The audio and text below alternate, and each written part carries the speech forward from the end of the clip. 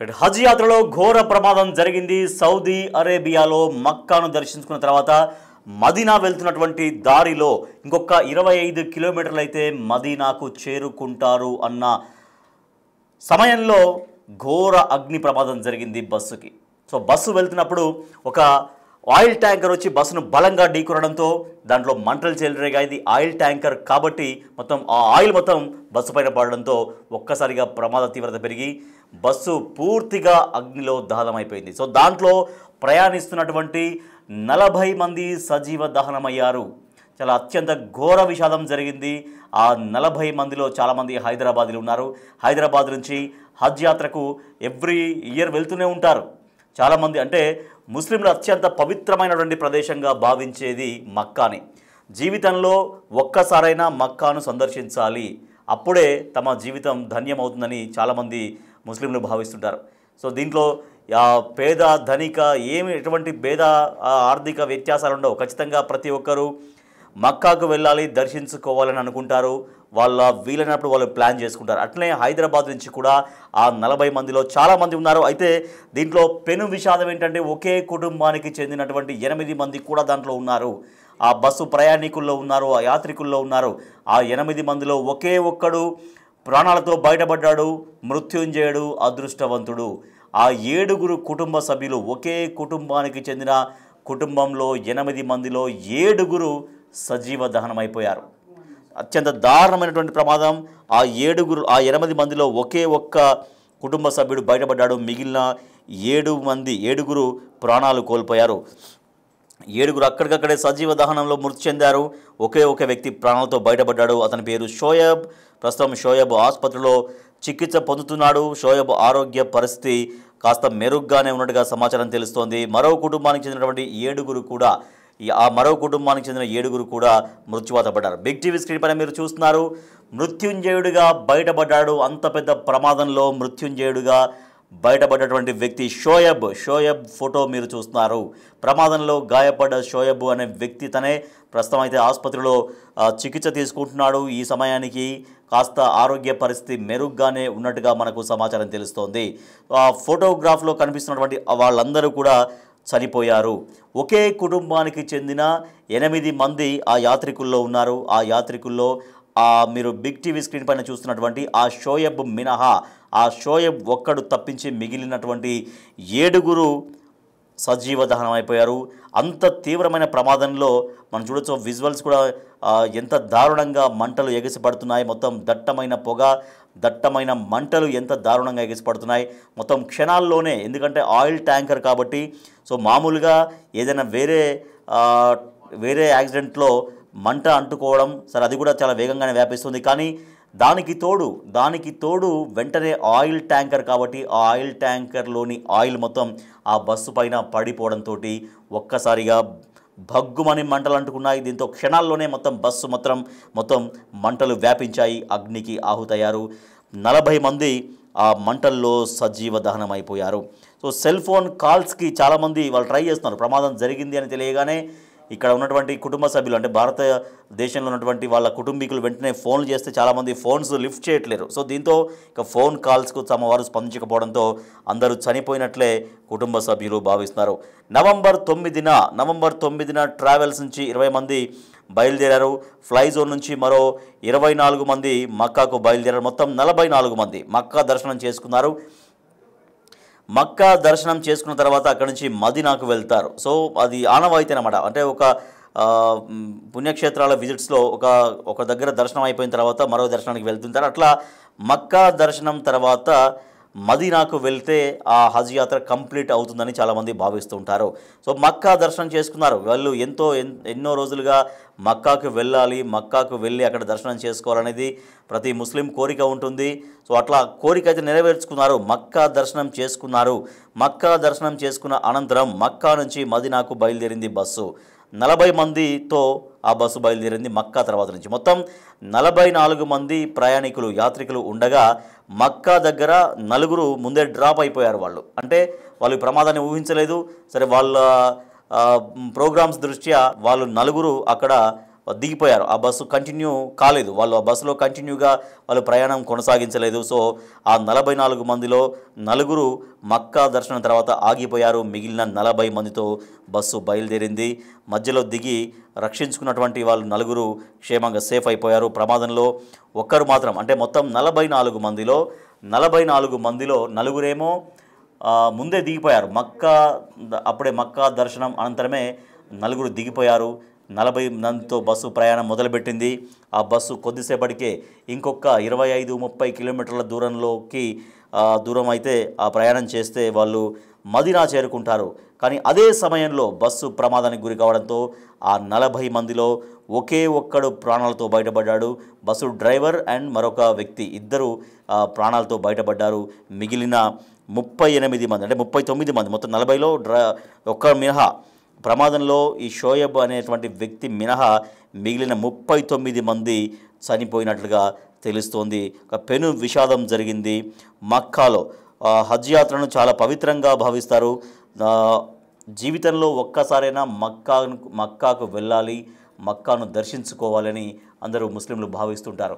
అటువంటి సమయంలో అందరూ వెళ్ళారు. వెళ్ళి తన ఆనందంగా మక్కాను దర్శించుకున్న అనంతరం అక్కడి నుంచి మదీనాకు వెళ్తారు. మదీనాకు వెళ్తున్నటువంటి సమయంలో అక్కడ ముందే ఆ మొత్తం 44 మంది యాత్రికులు, 44 మంది ప్రయాణికులు ఉంటే మక్కా దర్శనం చేసుకున్న అనంతరం నలుగురు ముందే అక్కడ దిగిపోయారు. వాళ్ళు మదీనాకి వెళ్ళే ప్రోగ్రాం పెట్టుకోలేదు. దీంతో ఆ నలుగురు ప్రాణాలతో బయటపడ్డారు, సేఫ్ అయిపోయారు వాళ్ళు.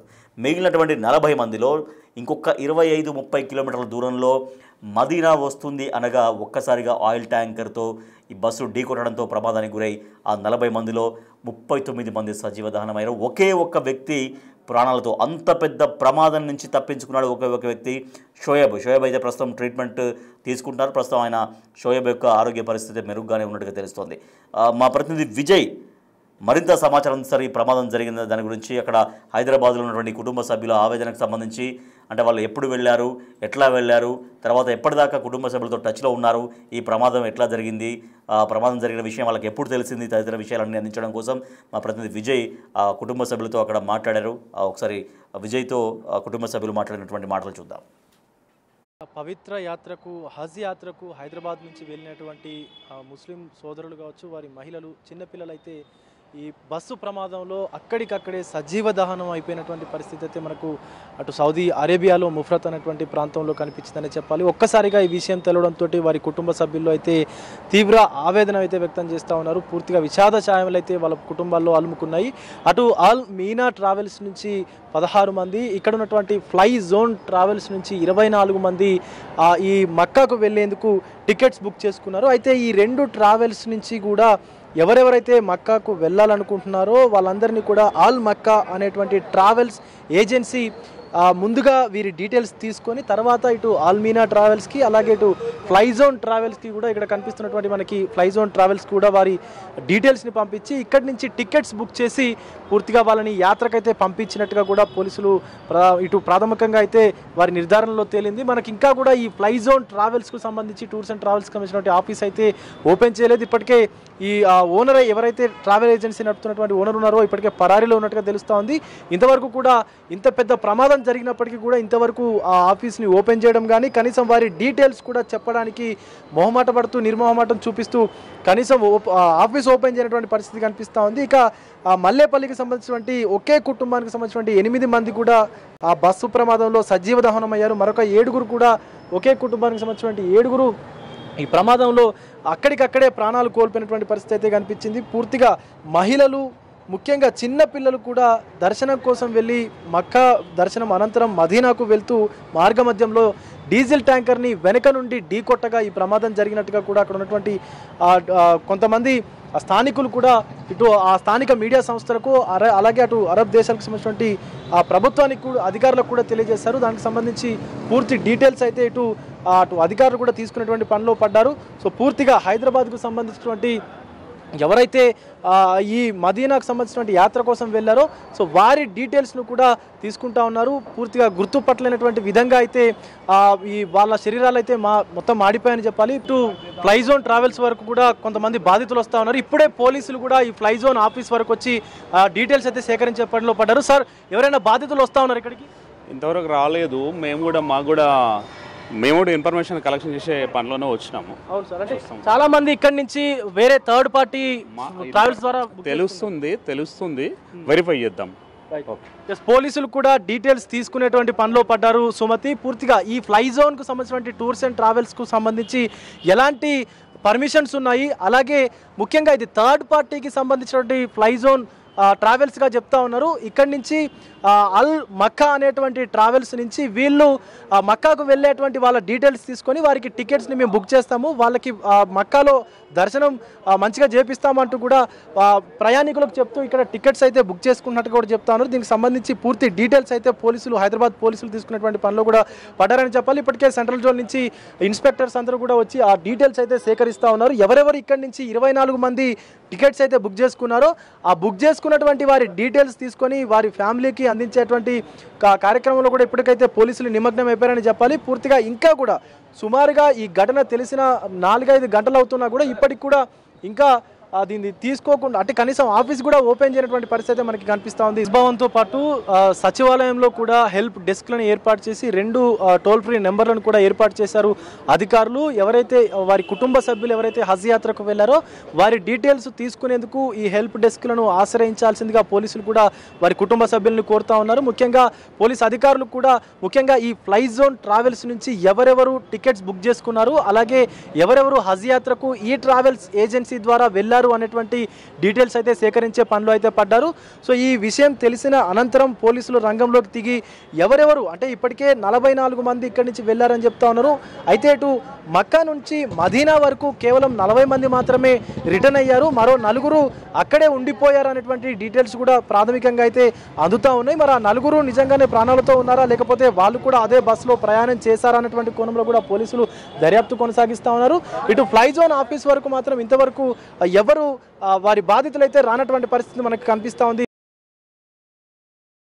इन्फॉर्मेशन देना ये है कि मैं मक्के से मदीने को बस आ रही थी भाई, मक्के से मदीने को ज़ियारत करने के लिए बस आ रही थी, वो बस पूरी जल गई। उसमें से एक है, अपने घरों को मालूम कर लो भाई थोड़ा, ठीक है। मैं भी अभी बस को देखा, मैं तकलीफ मेरे बर्दाश्त नहीं हो रही भाई, थोड़ा मैं वीडियो निकाला, लेकिन एक आदमी मेरे को नंबर दिया, मैं फोन करके लोगों को इत्तला कर रहा हूँ, ठीक है भाई। थोड़ा कौन कौन अपने आदमियाँ हैं थोड़ा देख लो भाई थोड़ा, ठीक है। इससे ज्यादा तो कुछ नहीं कर सकता। मदीने को ज़ियारत करने के लिए बस आ रही थी, वो बस पूरी जल गई। उसमें से एक आदमी, एक ड्राइवर बच गया भाई, मुनव्वर बल्कि नाम बता रहा, हैदराबाद के लोग हैं पूरे उसमें। अगर कोई भी है अपने घरों को मालूम कर लो भाई थोड़ा, ठीक है। मैं भी अभी बस को देखा, मैं तकलीफ मेरे बर्दाश्त।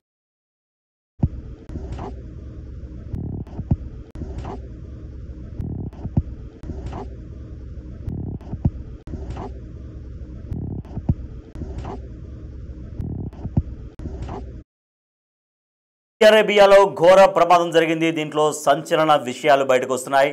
ఆ బస్సు ప్రమాదానికి గురైనటువంటి దాంట్లో ఒకే ఒక్క వ్యక్తి ప్రాణాలతో బయటపడ్డాడు. అంత పెద్ద ప్రమాదంలో ఒకే ఒక్క వ్యక్తి మొత్తం అగ్ని కీలలెగిసిపడ్డాయి. క్షణాల్లోనే బస్సుకు మొత్తం మంటలు వ్యాపించి దాంట్లో ఉన్నటువంటి మొత్తం ప్రయాణికులు సజీవ దహనం అయిపోయారు. కానీ ఒకే ఒక్కడు, మీరు చూసినటువంటి ఆ ఒకే ఒక్కడు, ప్రమాదంలో గాయపడ్డ షోయబ్, ఆ ఒకే ఒక్కడు ప్రాణాలతో బయటపడ్డాడు. కానీ వారి కుటుంబ సభ్యులు 7 అందులో సజీవ దహనం అయిపోయారు. మొత్తం ఆ షోయబ్ కుటుంబ సభ్యులు 8 మంది హజ్ యాత్రలో ఉన్నారు. ఆ మక్కాను దర్శించుకొని మదీనాకు వెళ్తున్నారు. ఆ కుటుంబ సభ్యుల్లో 7 తన కుటుంబ సభ్యుల్లో 7 సజీవ దహనం అయిపోయారు. తను ఒక్కడు మాత్రమే క్షేమంగా తప్పించుకున్నాడు. ఆ ప్రమాదం నుంచి బయటపడి ప్రాణాలతో ఉన్నాడు. ప్రస్తుతం ఆసుపత్రిలో చికిత్స తీసుకుంటున్నాడు. ఆరోగ్య పరిస్థితి పర్వాలేదు, మెరుగ్గానే ఉందన్నటువంటి సమాచారం తెలుస్తోంది. సో దీంట్లో మొత్తం 44 మంది ప్రయాణికులు, యాత్రికులు ఉంటే మక్కా వరకు 44 మంది ప్రయాణించారు ఆ బస్సులో. కానీ మక్కా దగ్గర ఒక 4 డ్రాప్ అయిపోయారు, వాళ్ళు మదీనాకు వెళ్ళలేదు. దీంతో 40 మందితో మక్కా నుంచి మదీనాకు వెళ్తుంది బస్సు. ఆ 40 మందిలో 39 మంది సజీవ దహనమయ్యారు. ఒక్క 25-30 కిలోమీటర్ల దూరం అయితే మదీనాకు వాళ్ళు క్షేమంగా చేరుకునేవాళ్ళు. కానీ అంతలోనే ప్రమాదం ముంచుకొచ్చింది. ఆయిల్ ట్యాంకర్ రూపంలో వాళ్ళని మృత్యువు వెంటాడింది. ఆయిల్ ట్యాంకర్ బస్సును బలంగా ఢీకొనడంతో ఒక్కసారిగా మంటలెగిసిపడి ఆ మంటల్లో 39 మంది సజీవ దహనం అయిపోయారు. ఒకే ఒక్కడు మృత్యుంజయుడిగా మిగిలాడు.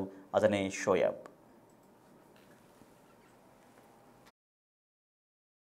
थोड़ा कौन कौन अपने आदमियां हैं थोड़ा देख लो भाई, थोड़ा ठीक है, इससे ज्यादा तो कुछ नहीं कर सकता। मदीने को ज़ियारत करने के लिए बस आ रही थी।